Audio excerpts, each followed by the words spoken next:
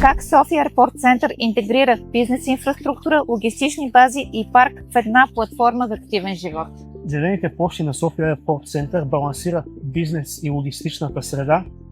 Те позволяват на човек да излезе на разходка, да се разтовари от шума и от стреса.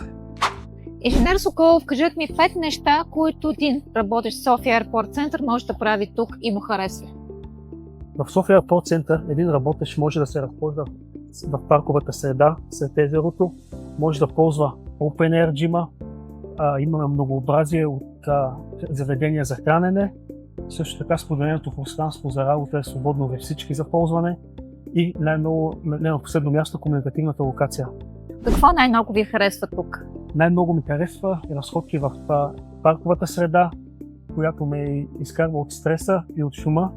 И също така мога да кажа, че колегите в София Airport Center екипа е много добър.